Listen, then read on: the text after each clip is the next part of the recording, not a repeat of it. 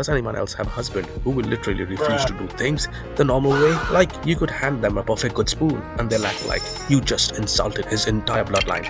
And what's worse, when they finally decide how they want to do it, and it's always the most unhinged option possible. For example, this dude really said, nah, spoons are too basic, and pulled out a remote-controlled excavator to scoop sugar, like he's mining for gold on the table. How did his brain even process that as a solution? Someone generally needs to study this man, because I'm convinced some husbands like him are different species.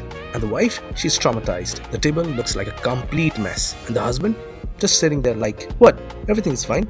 Truly unbelievable.